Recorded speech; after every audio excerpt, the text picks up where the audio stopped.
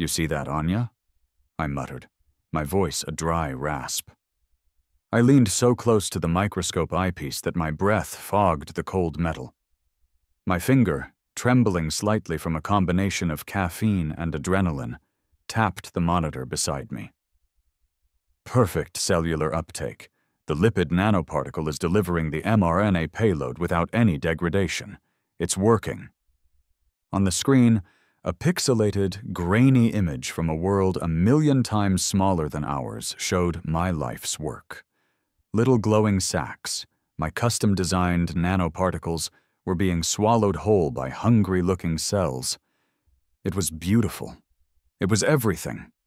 On my other monitor, Dr. Anya Sharma, my former colleague and current long-distance conscience, let out a low, reverent whistle.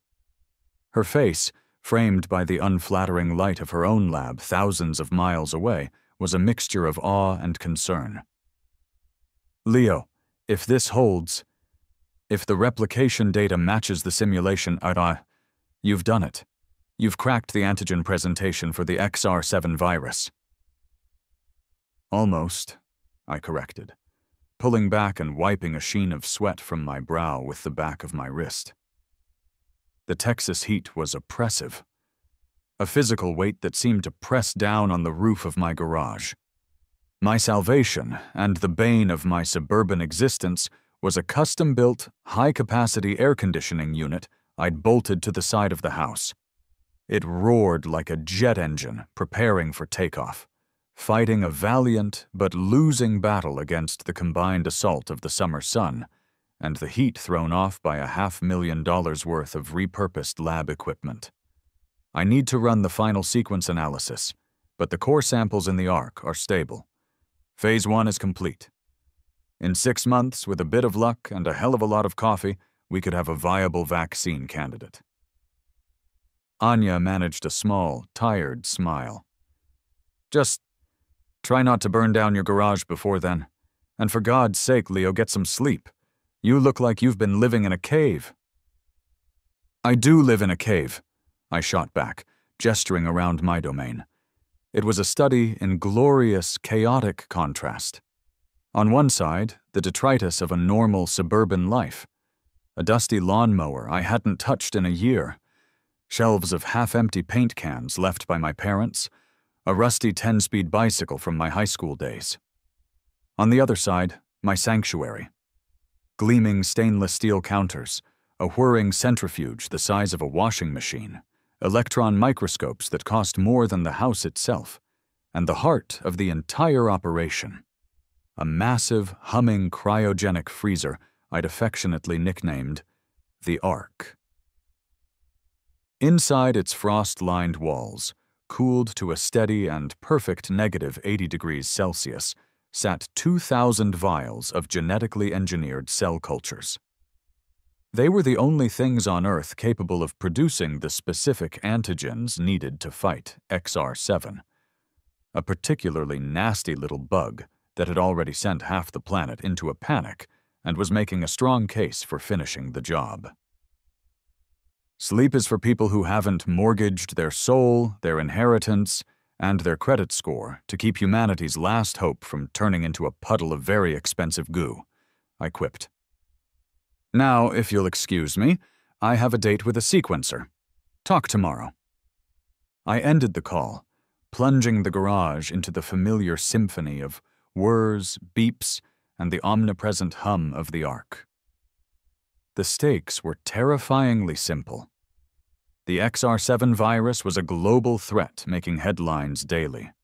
My clandestine, underfunded, garage-based lab held the only viable path to a vaccine. And the Ark, the gleaming white box in the corner, was the only thing keeping that path from vanishing into thin air. Its power source was not just a priority, it was everything. Absolutely nothing could be allowed to interrupt it. I had no idea that the greatest threat to my world-saving endeavor wasn't a catastrophic equipment failure or a scientific miscalculation. It was a 50-something woman with a penchant for rules and a disturbing amount of free time. The next morning, I stumbled out of the garage and into the main house, my back aching from having passed out on a lab stool. The sun was already a merciless white disk in the sky. My routine was simple: navigate the obstacle course of boxes to the kitchen, make coffee strong enough to dissolve steel, and check the news for any updates on XR7's relentless march across the globe. I was on my way back to the lab, clutching a steaming mug, when I noticed a package on the front porch. Amazon, probably. More pipette tips or sterile gloves. I pushed open the front door, squinting in the blinding light, and stopped. It wasn't a package. It was an envelope. A crisp, cream-colored envelope of expensive, judgmental-looking paper, taped precisely to the center of my door at eye level. Official correspondence from the Maple Creek Estates Homeowners Association always felt like being served with a lawsuit for a crime you didn't know you were committing. The font is always some variation of smug Times New Roman, the letterhead embossed with a folksy-looking oak tree that belied its sinister purpose. I tore it open, my heart sinking with a familiar sense of dread. Official notice of violation. To Leo Vance, 112 Oak Lane. From the Maple Creek Estates HOA Architectural Review Committee. RE, unapproved external modification. Bylaw 4, Section F, and noise ordinance violation. Bylaw 11, Section B. Dear Mr. Vance, it has come to the attention of the committee that an unapproved external modification has been installed on the west-facing wall of your property. We refer to the large industrial-style air conditioning unit. A review of your file shows no submitted request for such an addition. Furthermore, a preliminary assessment has revealed 2 immediate violations. 1. Aesthetic disharmony. The unit's color, a shade we can only describe as suburban beige, is not in compliance with the pre-approved palette for external hardware. The required color is alabaster cream. Paint swatch hash 72B. 2. Noise pollution. A reading taken from the property line indicates the unit is operating at an average of 55.5 decibels, which is 0.5 decibels over the allowable limit for daytime residential noise. You have 14 days to rectify these violations by submitting a retroactive application, including a $50 processing fee, repainting the unit to the approved color, and installing a sound-dampening enclosure. We trust you will give this matter your immediate attention. We value a harmonious and uniform living environment for all our residents. Sincerely, Carol Peterson. Carol Peterson, President, Maple Creek Estates, HOA. I read it twice, my brain struggling to process the sheer, mind-boggling pettiness of it all. The world was on the brink of a plague, and I was being cited for beige, for half a decibel. I scoffed, the sound a short, sharp bark of disbelief. Without a second thought, I crumpled the letter into a tight ball and with a perfect hook shot, tossed it into the kitchen recycling bin. I had bigger fish to fry. I had humanity to save. This was, without question, the single most catastrophic mistake of my scientific career. I had underestimated the enemy. 2 days later, I was in the zone. The final sequence data was spooling in. The results looked miraculous. The genetic markers were all there. The protein folding was stable. My hands moved with practiced, steady grace, pipetting a glowing blue reagent into a series of tiny wells on a plastic plate. The hum of the arc was my mantra, the roar of the AC my battle hymn. I was on the precipice of a breakthrough, the kind of moment scientists dream of. And then silence. It wasn't a gradual stopping. It was a sudden, violent cessation of all sound. The roar, the whir, the hum, all gone. The overhead fluorescent lights flickered once and died. My world was plunged into a dim, terrifying twilight, punctuated only by the angry red glow of the uninterruptible power supply, UPS, attached to the arc. On the freezer's small LCD screen, a new message flashed, each character a dagger in my heart. Backup power. 8 hours, 0 minutes, and 0 seconds remaining. 8 hours. My blood ran cold. No. A power outage in this heat? The backup was only designed to last long enough to get a generator running. A contingency I hadn't prepared for because I lived in a modern American suburb, not a post-apocalyptic bunker. I scrambled out of my lab chair, knocking it over with a clatter that sounded deafening in the new silence. I burst out of the garage's side door, blinking against the blinding, indifferent sunlight. Mrs. Henderson's sprinklers were still cheerfully spritzing her prize-winning petunias next door. Across the street, the Johnsons still had their inflatable Christmas in July Santa swaying on the lawn, its internal fan merrily humming away. It wasn't the grid, it was just me. My eyes scanned my lawn, my gaze falling on the cluster of community utility boxes near the curb. And then I saw her. Carol Peterson. She was standing there, a large insulated wrench in her hand, her posture ramrod straight. She wasn't looking at the box. She was looking at me. As our eyes met, she gave a small, sharp nod, a gesture of profound, righteous satisfaction. It was a nod that said, "Your move." That's when I knew.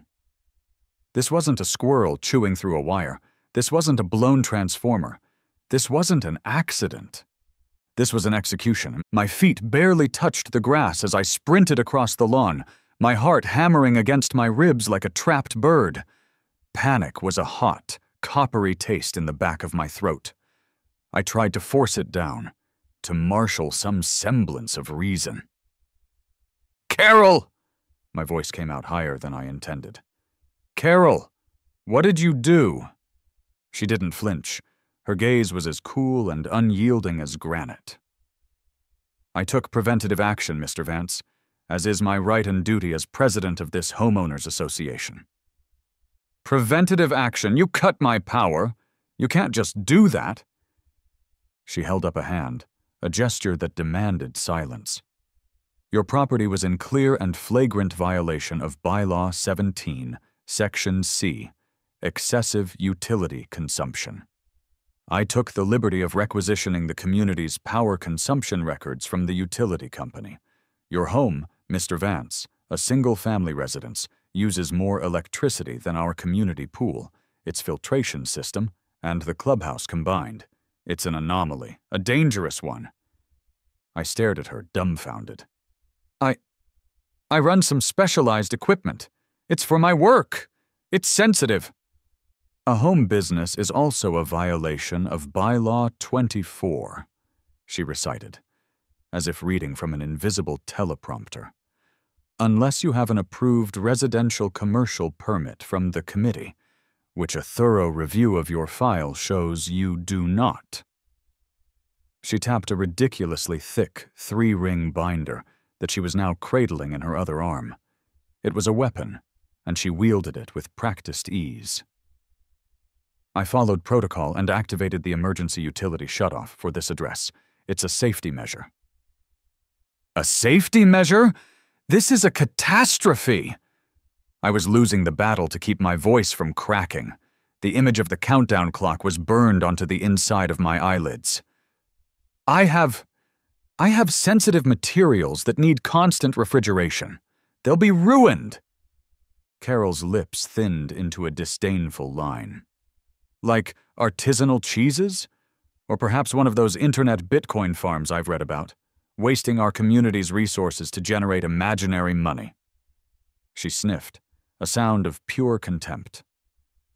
"Whatever it is, Mr. Vance, it can wait. As soon as you've submitted the appropriate paperwork for your air conditioning unit, paid the initial fine of $250, and provided a detailed, notarized plan for bringing your utility consumption back within community standards, we can discuss restoring your service." Her tone was final. Her eyes were devoid of empathy.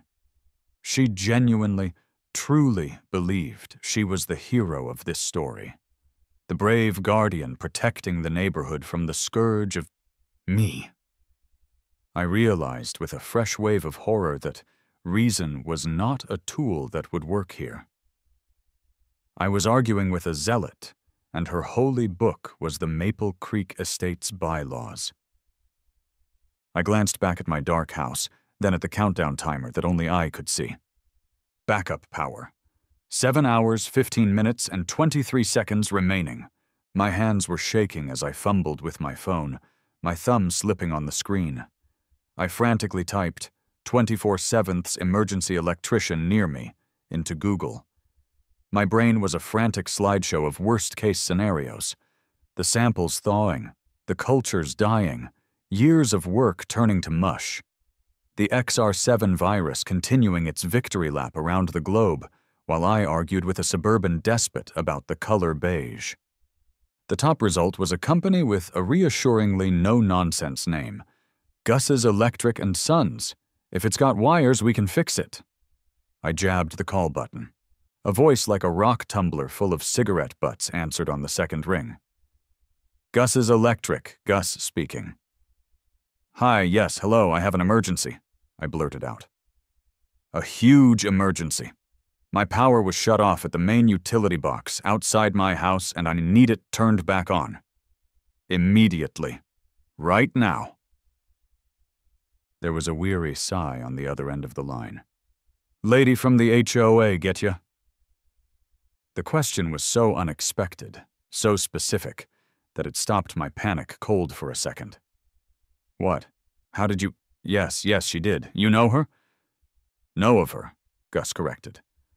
Carol Peterson. Thinks she's the queen of suburbia. Calls herself the president. Heard she cut the power to a guy's house last year 'cause his Christmas lights were multicolored instead of classic white. Said it lowered the seasonal aesthetic integrity of the block. So, what'd you do? Lawn too high? Mailbox the wrong shape? It's a long story, I said, my voice tight with desperation. Look, I have medical supplies. That will spoil. They're incredibly time-sensitive. I will pay whatever you want. Double your emergency rate, triple it. I don't care. There was a pause on the line. I could hear the faint sound of a drill in the background. Medical, huh?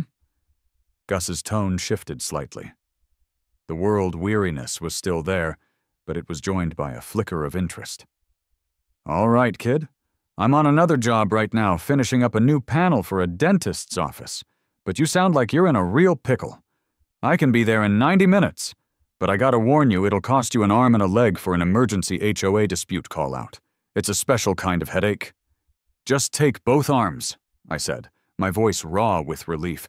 I don't care, get here. I hung up and started pacing my lawn like a caged animal. 90 minutes, it was an eternity. Ticking clock. Backup power. 5 hours, 45 minutes, and 10 seconds remaining. An hour and a half later, a truck that looked like it had survived several minor wars and at least one direct meteor impact rumbled to a stop in front of my house. The Gus's Electric & Sons logo on the side was faded and peeling. Out stepped a man who was built like a refrigerator, with a formidable salt and pepper mustache and hands the size of dinner plates. This had to be Gus.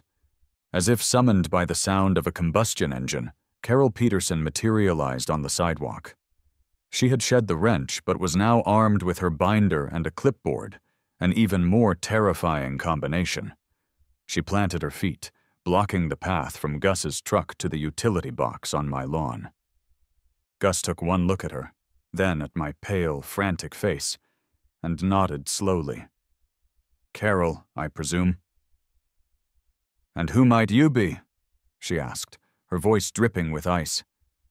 Solicitation is not permitted in Maple Creek Estates before 9 a.m. Gus hooked his thumbs into his heavy leather tool belt.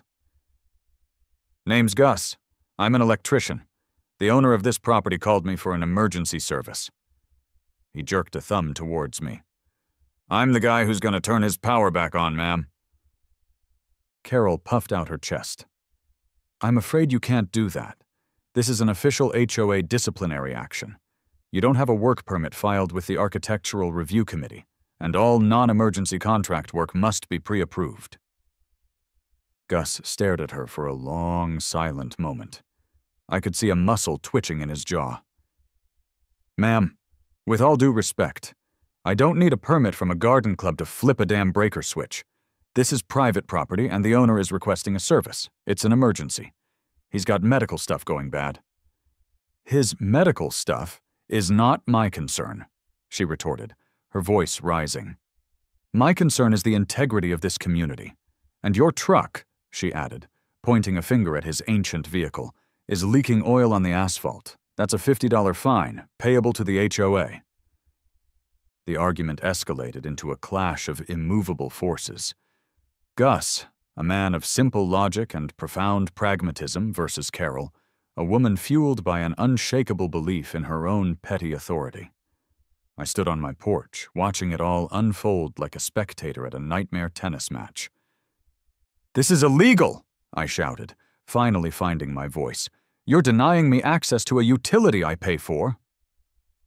"You forfeited that right when you violated the bylaws," she shouted back, not even looking at me. Her entire focus was on Gus. The standoff reached its peak when Gus finally took a step towards the utility box. Carol moved with surprising speed, planting herself directly in front of it, her arms crossed. "You'll have to physically remove me," she said, her chin jutting out. Gus stopped. He looked at her, then at the box, then back at her. He let out a long, slow breath and turned to me, his face a mask of weary resignation. "Kid, my hands are tied," he said, his voice low. "She's right about one thing. I can't legally touch her to get to that box. If I do, she'll have me up on assault charges before my engine cools down." He shook his head in disgust. "There's only one thing left to do. You need to call the cops." My stomach plummeted. The cops. It felt like the nuclear option, a massive overreaction that was somehow also my only choice left. Ticking clock. Backup power. 4 hours, 30 minutes, and 5 seconds remaining. Calling 911 to report that your neighbor won't let an electrician turn your power on is a uniquely humiliating experience. I felt ridiculous, trying to explain the situation to the dispatcher without sounding like a crazy person. "Yes, she cut the power. No, she's not armed, not really. She has a binder. Yes, a binder. It's very important. It's a medical emergency." 15 minutes later, a police cruiser rolled silently to the curb. Out stepped 2 officers. The first, Officer Dave, had a magnificent white mustache and the tired, patient eyes of a man who was 2 weeks from retirement and had seen every form of human foolishness imaginable. The second, Officer Martinez, was young, earnest, and clutched a citation pad like it was a holy relic. The scene that followed was a masterclass in bureaucratic absurdity. Carol, ever the opportunist, got to them first. She launched into a prepared speech, brandishing her binder, flipping through tabbed sections with highlighted passages. She framed me as a rogue resident, a mysterious hermit with a dangerous, power-guzzling secret operation in his garage. She used words like flagrant disregard and potential hazard. When it was my turn, I tried to sound sane and rational. "Officer, I'm a scientist. It's a private medical research lab. I have biological samples in a cryogenic freezer. If they thaw, years of work, and a significant amount of grant money, are gone forever." She cut the power over an air conditioner. Officer Dave looked from my desperate face to my garage, then back again. His expression didn't change. "A lab? In there?" he asked, his voice flat. "You got permits for that? Hazmat protocols filed with the county?" My face fell. The blood drained from my head. It's complicated. It's not technically a commercial enterprise. It's private research funded by a biomedical trust. The materials aren't hazardous in their current state." I knew how it sounded. I sounded like a crank. Officer Martinez, however, perked up. His eyes lit with the fire of a rookie who's just found a live one. "Sir," Are you admitting to storing potentially biohazardous materials in a residential zone without notifying the proper state and local authorities?" Carol gasped theatrically, clutching her chest. "Biohazards, I knew it! He's going to unleash a plague on Maple Creek!" The situation was spiraling out of my control with breathtaking speed. I wasn't the victim anymore. I was suddenly a potential bioterrorist. I was now defending myself on 3 fronts: the HOA, the power, and the looming threat of a full-blown hazmat investigation. Officer Dave finally held up a hand, silencing everyone. He let out a long, deep sigh, the sigh of a man who has mediated far too many disputes about hedge heights and trash can placement. "Look," he said, his voice carrying the weight of ultimate, soul-crushing authority. "Here's what's going to happen. This," he gestured between me and Carol, "is a civil matter. We can't force her to let your man turn your power on. That's for the courts to decide. You," he pointed a thick finger at me, "need to sort this out with your homeowners association. And you," he pointed at Carol, "can't permanently deny a resident access to essential utilities without a court order. So you're at an impasse." He looked at Gus, who was leaning against his truck, watching the whole circus with a look of grim amusement. "Nobody is touching that box. Nobody is touching anybody. Everybody go back to their corners and call a lawyer." He tipped his hat. "Have a nice day." And with that, they got back in their cruiser and drove away, leaving a vortex of failure in their wake. The cops were useless. Gus was helpless. Carol was victorious. And I was back to square one, with the clock ticking faster than ever. Ticking clock. Back up. Power. 2 hours, 59 minutes, and 47 seconds remaining. Gus gave me a sympathetic look, a grimace under his magnificent mustache. "Kid, I'm sorry. She's got you hogtied in red tape. Call me if you get it sorted."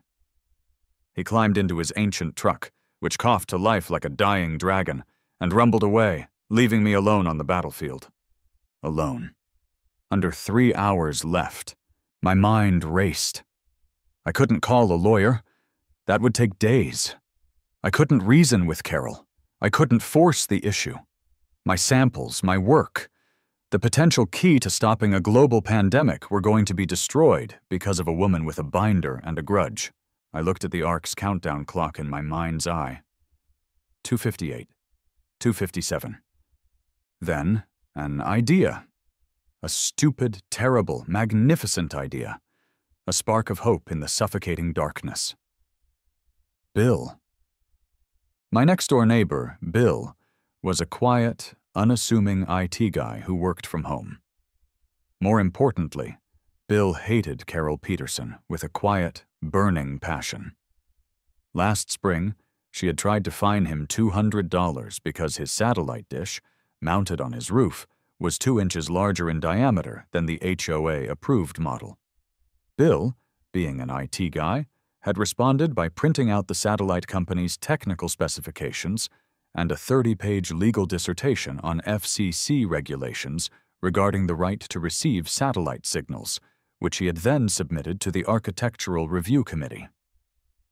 Carol had been forced to back down, but a silent war had been brewing ever since. The enemy of my enemy is my friend.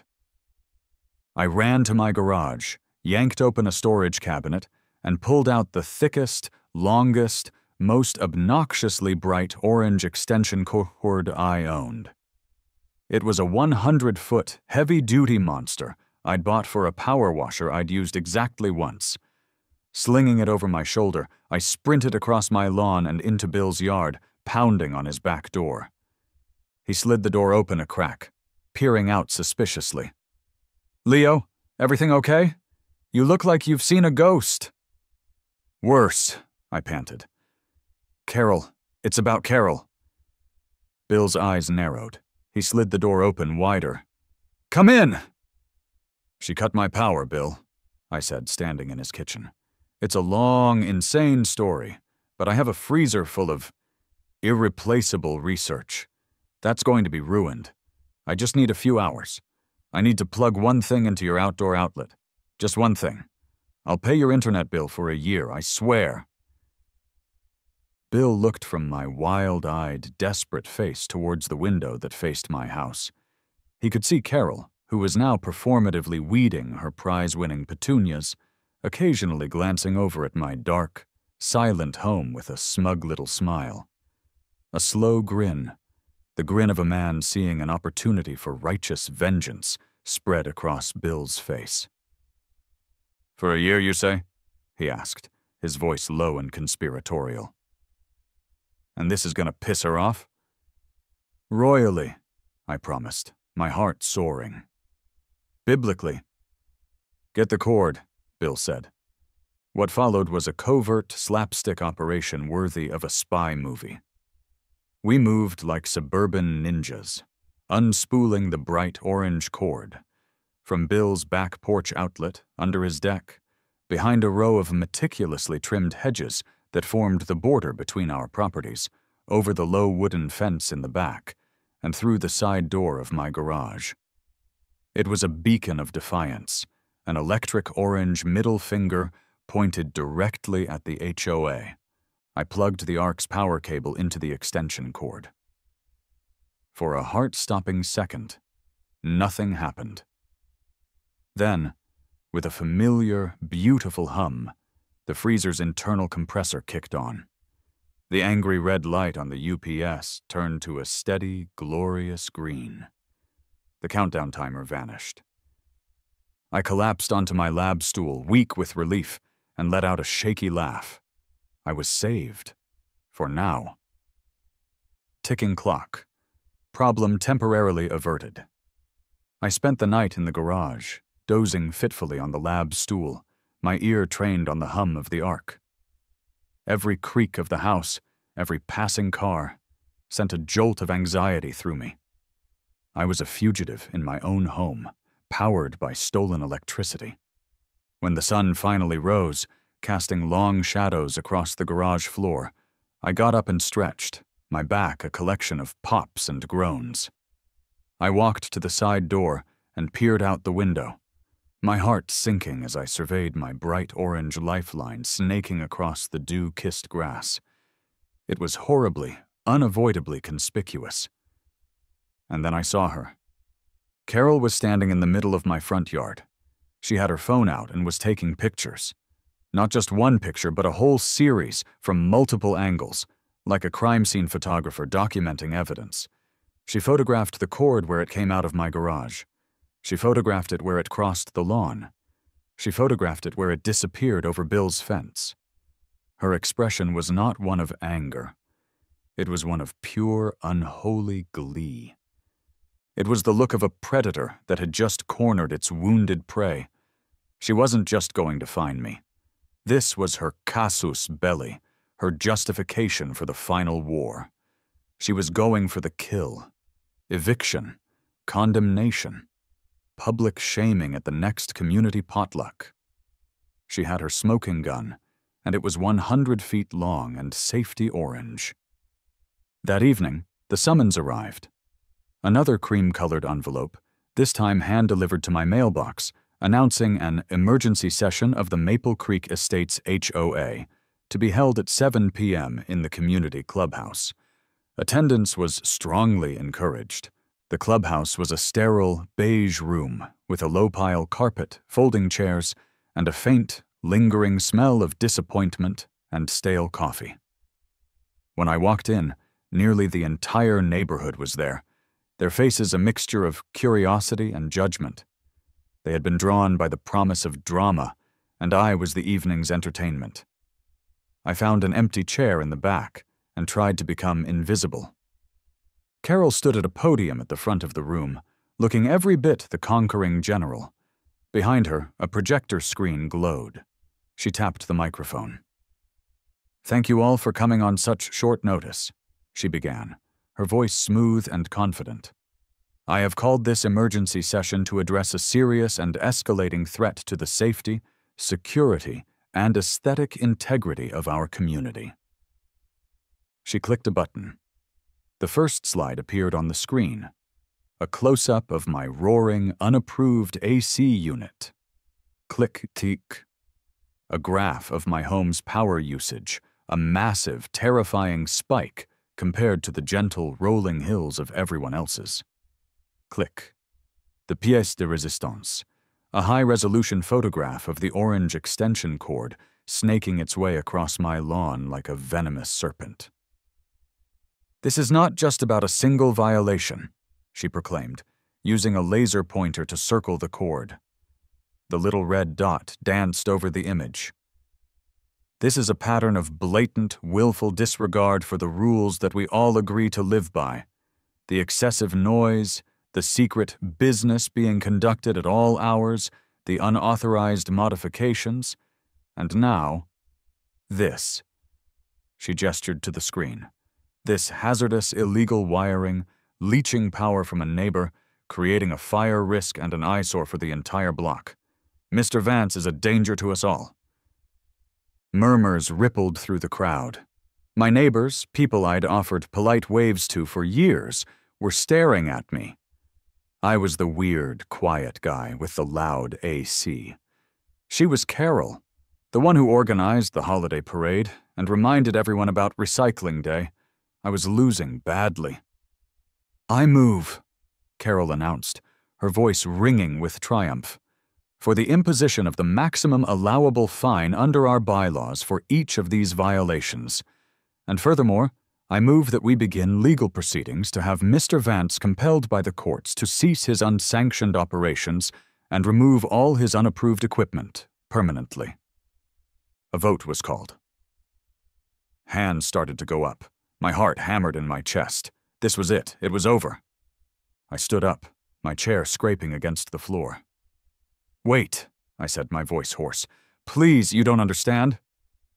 All eyes turned to me. I was exhausted, running on nothing but fumes and despair. How could I explain? How could I make them see? It's research," I stammered, feeling like a fool. "It's important research. I'm sorry about the cord. It was an emergency." The faces staring back at me were blank, unsympathetic. I saw Mrs. Henderson shake her head disapprovingly. The Johnsons whispered to each other behind their hands. It was hopeless. Just as Carol raised her gavel to make the vote official, the double doors at the back of the clubhouse swung open with a loud bang. Every head turned. 2 figures stood silhouetted in the doorway. One was a woman in a sharp, dark pantsuit, her expression formidable. The other was a tall, stern-looking man in a suit that didn't just say government, it screamed federal government, and we are not amused.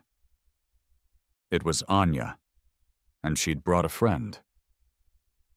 "Am I interrupting?" Anya asked, her voice calm and clear, cutting through the murmuring like a scalpel. Carol spun around, her face a mask of indignation. "This is a private meeting for residents of Maple Creek Estates only." The man next to Anya stepped forward into the light. He flipped open a leather wallet, flashing a gold badge. "Dr. Evans, Centers for Disease Control and Prevention," he said, his voice flat and heavy with authority. "I think you'll want to make an exception." A wave of shock, silent and palpable, rippled through the room. The words, Centers for Disease Control, had an almost mythical power. You didn't argue with the CDC. Anya walked briskly to the podium, unplugged Carol's laptop, and plugged in her own. The projector image flickered, and Carol's damning photo of my extension cord was replaced by a complex, dizzying diagram of a viral protein spike. "For the past 18 months, Anya began, her voice echoing in the stunned silence, Dr. Leo Vance has been conducting the world's most promising and most vital research into a viable vaccine for the XR7 global pandemic." She clicked to the next slide, which showed terrifying red maps of the globe, tracking infection and mortality rates. Gasps rippled through the audience. "That loud AC unit," Anya continued, her eyes sweeping across the room, is cooling a dedicated server that is processing genomic sequencing data 24 hours a day. The excessive power usage is for the -80-degree cryogenic freezer that holds the only viable cell cultures on the planet capable of producing the necessary antigens for this vaccine. The work being done in that garage is, and I do not say this lightly, the most important scientific endeavor happening anywhere on Earth right now. Her gaze settled on Carol, who looked as if she'd been turned to stone. Anya clicked to the next slide. It was a high-resolution satellite image of their very own neighborhood, with my house circled in red. "Yesterday morning," Anya said, her voice dropping to a deadly quiet, "the primary power to this critical research facility was deliberately and manually shut off." The silence in the room was absolute.